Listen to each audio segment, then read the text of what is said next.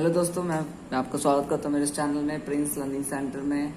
आज की इस वीडियो में हम चैप्टर कंप्लीट करने जा रहे हैं फ्लैमिंगो का the last lesson, chapter number 1। सो अगर आप मेरे इस चैनल पर नए हो तो आप पहले इस मेरी वीडियो को सब्सक्राइब करें, लाइक करें, और अगर आपको अच्छी लगती है तो अपने दोस्तों के साथ शेयर करें, क्योंकि मैं इसमें आज जो प्रोवाइड कराने जा रहा हूँ वो मोस्ट इंपॉर्टेंट क्वेश्चंस हैं जो पेपर में हर साल पूछे जाते हैं।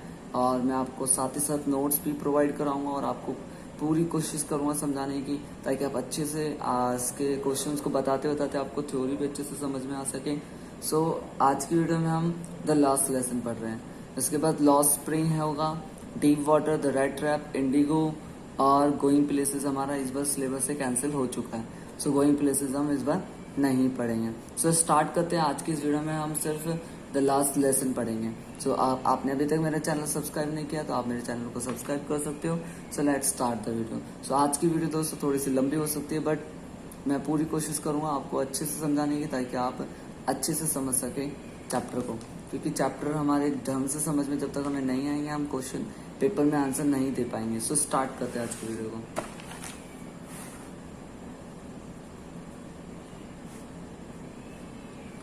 सो आज का जो हमारा चैप्टर है वो है द लास्ट लेसन। सो आज हम पढ़ने जा रहे हैं द लास्ट लेसन। इसके अंदर सबसे पहला क्वेश्चन, मोस्ट इम्पोर्टेंट क्वेश्चन जो हर साल पूछा जाता है, वो है what idea do you form of the character and conduct of the mister M. या तो दूसरी लैंग्वेज में बोले तो sketch the personality of mister Hamel in your own words. तो क्वेश्चन नंबर 1 हमारा मोस्ट इम्पोर्टेंट क्वेश्चन है और हमसे पूछा जा रहा है द लास्ट लेसन से। ये मोस्ट इम्पोर्टेंट क्वेश्चन है। आई होप आपने ये चैप्टर अभी तक पढ़ लिया होगा। अगर आपने नहीं पढ़ा है तो मैं इसकी समरी भी आपको जल्द ही प्रोवाइड करा दूंगा कि इस चैप्टर में क्या क्या हुआ था। इसकी समरी के बारे में मैं अच्छे से डिस्कस करूंगा ताकि आपको स्टोरी भी समझ में आने पाए। आज जस्ट मैं क्वेश्चन आंसर को डिस्कस कर रहा हूँ आपके साथ, ताकि आप मोस्ट इम्पोर्टेंट क्वेश्चन को अच्छे से समझ सकें। सो पहला हमें मिस्टर हैमल का करेक्टर बताना। सो लेट्स सी मिस्टर हैमल का करेक्टर। आप नोट डाउन भी कर सकते हो, मैं आपको अच्छे से दिखा रहा हूँ, आप इसको पॉज करके नोट डाउन कर सकते हो। सो पहली लाइन है हमारी, mister M Hamel is an experience teacher. Mister M Hamel हमारे एक एक्सपीरियंस टीचर थे। ही टीचेस, तो ये स्पेलिंग गलत है, आप इसको ठीक कर सकते हो।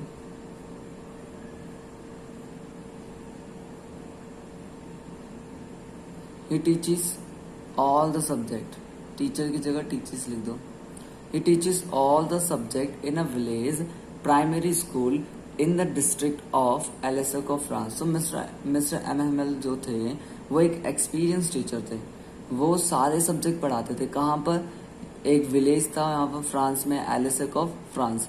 फ्रांस में एक जिला है जहाँ पर, एक डिस्ट्रिक्ट है जहाँ पर उसको एलेसक बोलते हैं। He is a hard working teacher. जो मिस्टर एम हैमल है वो एक हार्ड वर्किंग टीचर है। He is a strict discipliner, having a rod in his hand to control the students. तो जब भी मिस्टर एम हैमल क्लास में पढ़ाते हैं तो वो एकदम स्ट्रिक्ट डिसिप्लिन बना कर रखते हैं। अपने हाथ में एक रॉड रखते हैं ताकि बच्चों को मेंटेन कर सके। He always maintains decorum and discipline in the class. तो वो हमेशा शांत और डिसिप्लिन बनाकर रखते थे क्लास में, ताकि कोई भी बच्चा बदमाशी ना करे, ये सब चीजें ना करे। बहुत स्ट्रिक्ट टीचर थे वो। He become soft to the students. वो स्टूडेंट्स के प्रति सॉफ्ट तभी बने थे जब उनकी country France has been, so sorry यहाँ पर हैज बीन आएगा, has been made slave by the German. तो मिस्टर एम हैमल अपने स्टूडेंट्स के लिए सॉफ्ट तभी बना था जब उसकी कंट्री स्लेव हो चुकी थी। जर्मन्स के लोगों ने आकर वापस कब्जा कर लिया था। तो mister Hamel is a highly respected by his students and their parents. This is why the villagers have come into the class to pay their respect to him. So यहाँ से एक क्वेश्चन बनता है 3 मार्क्स, जो मैं आगे भी discuss करूंगा। तो ये अपने स्टूडेंट्स के लिए सॉफ्ट तब बना था जब इसकी कंट्री स्लेव हो गई थी। और मिस्टर हैमल को हाईली रिस्पेक्टेड तब किया गया उसके स्टूडेंट्स के द्वारा और पेरेंट्स के द्वारा और विलेजेस के द्वारा, क्योंकि अब वो वहां से जाने वाला है और इसकी वैल्यूएबल सर्विस जो उसने 40 इयर्स की सर्विस दी थी उसके लिए जो विलेजर्स है, पेरेंट्स है, ये सारे लोग उसको थैंक यू बोलने आए हैं, जो उसको रिस्पेक्ट दे रहे हैं। So mister M Hamel is a patriotic man, मतलब वो एक देशभक्त है। He love France and French language from the core of his heart. So जो वो मिस्टर एमएल है वो अपनी लैंग्वेज को और अपनी फ्रेंच लैंग्वेज को, अपने देश को पूरे दिल से प्यार करते हैं। He consider French language as a most beautiful and scientific language in the world. तो जो मिस्टर एमएल है उसने अपनी इस लैंग्वेज को इसके बारे में ये भी बताया कि ये मोस्ट ब्यूटीफुल लैंग्वेज है एंड साइंटिफिक लैंग्वेज है in the world. He advises the villagers to remain unified to fight against the German. उसने साथ में लोगों को इस बारे में भी एडवाइस दी थी और विलेजर्स को ये भी बोला था कि हम सबको यूनिफाइड रहना है, यूनिटी में रहना है अगर हमें लड़ाई लड़नी है जर्मन्स के खिलाफ। He advises the students to read French language at their houses. और उसने बच्चों को भी ये बातें सिखाई थी कि तुम्हें फ्रेंच लैंग्वेज घर पर बैठकर सीखनी है। क्यों सीखनी है? क्योंकि this is the only language which will help them to come out from the prison. ये क्योंकि यही एक ऐसी लैंग्वेज है जो उनको हेल्प करेगी उस जेल से बाहर आने में। At the end of the last lesson, जैसे ही हमारा ये लास्ट लेसन खत्म होता है मिस्टर एमएल का, he writes on the black board, vive la France. इसका मतलब क्या होता है? उसने जब उनका लास्ट लेसन खत्म हुआ था तो मिस्टर हेमल ने लास्ट में बोर्ड पर लिखा था vive la France, which means that France must live long, कि फ्रांस जिंदाबाद। तो ये हमारा क्वेश्चन नंबर 1 था, आप इसे नोट डाउन कर सकते हो। सो आई होप आपको इसका करेक्टर अच्छे से समझ में आया होगा। आप इसे लर्न कीजिए अच्छे से स्टेप बाय स्टेप, कि हमने कैसे कैसे पढ़ा, आपको वैसे वैसे ही लर्न करना है। क्वेश्चन नंबर 2 पे चलते हैं, जो पेपर में हर बार वो भी पूछा जाता है, मोस्ट इम्पोर्टेंट क्वेश्चन होता है वो भी। So let's see that question also. So question number 2 है हमारा, what idea do you form about the young boy name France? Describe the change of the attitude French toward the French language and the French teacher, Mr. Hamel. How did this change come about? तो हमें पहला question ये बताना है, ये discuss करना है कि आप उसके मतलब आप क्या सोचते हो उसके बारे में। वो जो यंग बॉय नेम फ्रेंच था उसकी लाइफ में क्या बदलाव आया, उसका एटीट्यूड कब चेंज हुआ मिस्टर एम हेमल के प्रति, उस लैंग्वेज के प्रति, टूवर्ड्स द लैंग्वेज। जो चीज़ें वो मतलब जब देश उनको गुलाम हो गया था तब वो फ्रेंच में बहुत सारे बदलाव आए थे। सो इस क्वेश्चन में हमें वही बताना है कि आप यंग बॉय फ्रेंच के बारे में क्या जानते हो, क्या आइडियाज़ है, या क्या क्या बदलाव आया था मिस्टर एम एल के लिए, लैंग्वेज के लिए, फ्रेंच लैंग्वेज के लिए। सो इसमें हमें वो डिस्कस करना है। तो क्वेश्चन नंबर 2 भी हमारा मोस्ट इम्पोर्टेंट क्वेश्चन है, 1 by 1 आप इसे भी नोट डाउन कर सकते हो। तो स्टार्ट करते हैं, फ्रेंच के बारे में बताते हैं। French was a young student in a village school situated in the district of Alsace in France. तो फ्रेंच एक यंग बॉय है, एक स्टूडेंट है जो एक गांव में रहता है, एक गांव में बसा हुआ है, जो कि हमारा जिला है कौन सा, Alsace of France. He belong to a poor family, so his parents sometimes asked him to work on some farm or in some factory.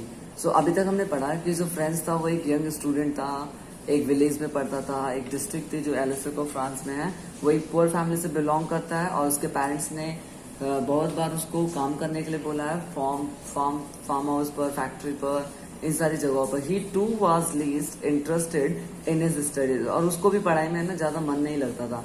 He liked to enjoy himself in the open countryside. उसको country के जो border है बाहर जाता था, वहां पर खेलने में बहुत इंटरेस्ट आता था उसको।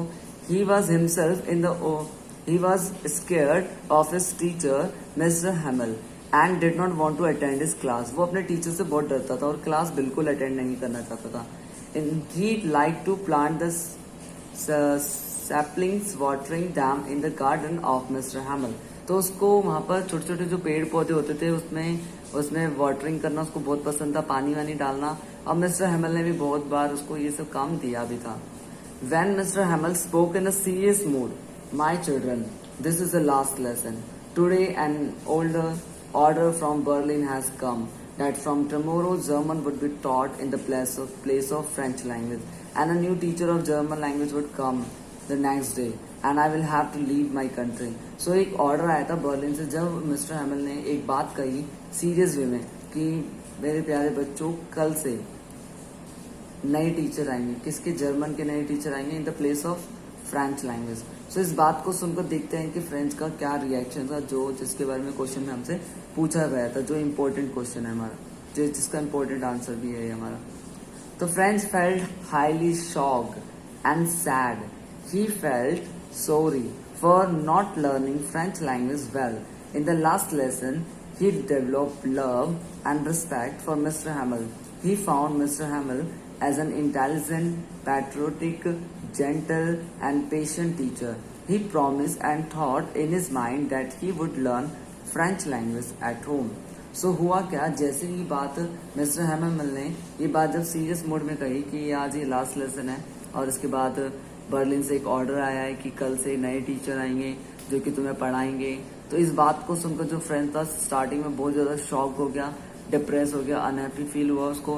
क्यों फील हुआ उसको? सॉरी फील हो रहा है कि उसने क्लासेस बंक करी थी, उसने क्लासेस नहीं ली थी, उसने बहुत ज़्यादा टाइम वेस्ट करा था। अब लास्ट में जैसे लास्ट लेसन खत्म होता तो उसने तो मिस्टर हैमिल को वो ऐसे कंसिडर कर रहा है, इंटेलिजेंट पर्सन कंसिडर कर रहा है।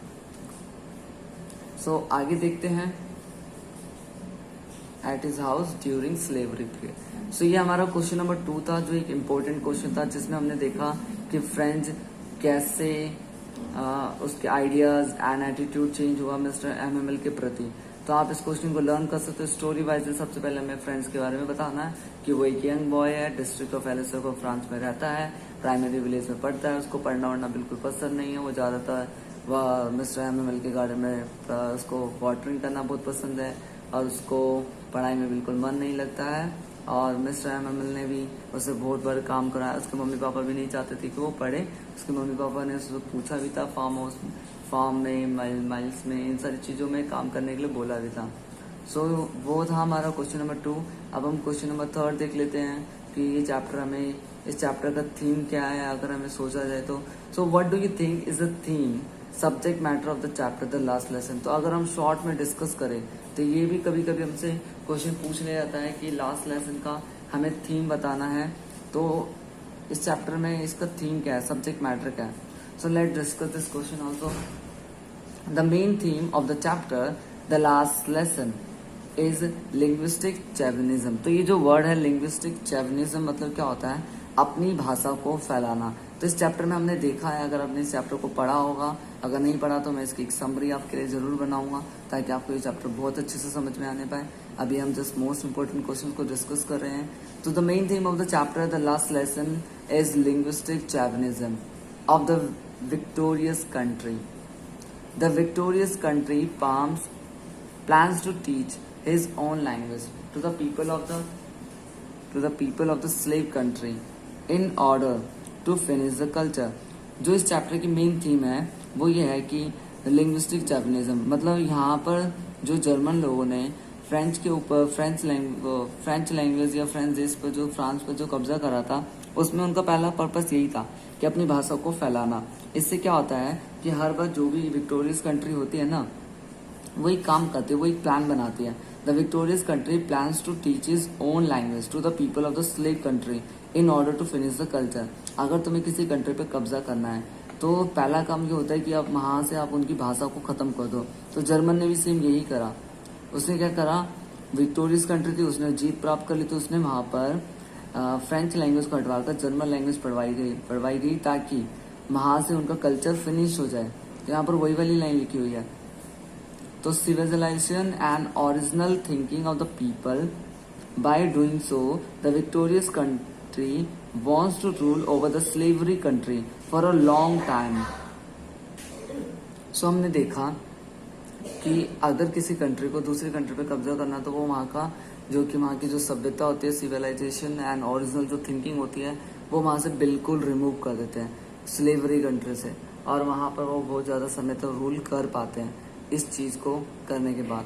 The second main theme is that of this story is that the people of the slave country developed love and respect for study and protection of the on mother tongue. So इस second theme यह है कि जब उनकी country गुलाम हो गई थी और उन्होंने अपनी लैंग्वेज के प्रति वो self respect and love develop कर लिया था। अब वो चाहते थे कि वो अपनी भाषा को अब सीखना चाहते हैं। क्यों सीखना चाहते हैं? क्योंकि mother tongue as it is the only instrument to help them face the cruelties of the victorious country and get their freedom back. और जो जो वो अत्याचार करते हैं तो ये उनकी मातृभाषा ही उन्हें बचा सकती है, उनकी मातृभाषा ही उन्हें बचा सकती है जो भी अन्याय उनके साथ हो रहा है। तो ये हमारी सेकंड थीम थी। फर्स्ट थीम में हमने देखा कि जो भी कंट्री विक्टोरियस कंट्री होती है वो लिंग्विस्टिक चैवनिज्म करती है, मतलब अपनी भाषा को फैलाती है। क्यों फैलाती है? ताकि उसका ये प्लान होता है ताकि वहाँ की सभ्यता को खत्म करने का एक सबसे अच्छी स्ट्रैटेजी होती है कि पहले उस कंट्री पे कब्जा करो, वहाँ की लैंग्वेज को खत्म कर दो। सेकंड थिंग ये है कि जब उनकी कंट्री गुलाम हुई तो वहाँ के जो लोग थे, विलेजेस थे, पेरेंट्स थे, उन्होंने उस लैंग्वेज के प्रति लव एंड रिस्पेक्ट को डेवलप करा। और क्यों करा? क्योंकि यही एक आखिर एक फाइनली रिजल्ट था, एक इंस्ट्रूमेंट था जिसके बेसिस पर वो उन सारी प्रॉब्लम्स को सहन कर सकते हैं जो उनको जेल से बाहर निकाल सकता है। द थर्ड थीम क्या है? The third theme of the lesson is to explain the universal truth that the victorious country runs a slave country materially, mentally, emotionally and spiritually. तो थर्ड थीम यह है कि इस लेसन में जो हमें समझाया गया है कि ये बात तो सच है, it is a general truth that जो विक्टोरियस कंट्री होती है वो एक कंट्री को जब उस पर कब्जा कर लेती है, ये जब उसको गुलाम बना लेती है तो उसको मेटेरियली मतलब पूरी तरीके से, मेंटली मतलब मानसिक रूप से, इमोशनली मतलब अंदर से भावना के रूप से, स्पिरिचुअली मतलब आत्मिक रूप से पूरे तरीके से कंट्री को बर्बाद कर देती है। सो आज के चैप्टर में हमने 3 क्वेश्चंस को देखा और मैं इसका पार्ट 2 लेकर आऊंगा जिसमें हम शॉर्ट आंसर क्वेश्चंस को भी देखेंगे। सो ये हमारे लॉन्ग आंसर क्वेश्चंस थे। मैं इस वीडियो का पार्ट 2 बनाने जाऊंगा। So thanks for watching my videos and don't forget to subscribe my channel, and if you like my videos so don't forget to share with your friends and family members and in the school groups. We will meet soon in the next video. Till then, bye bye and take care.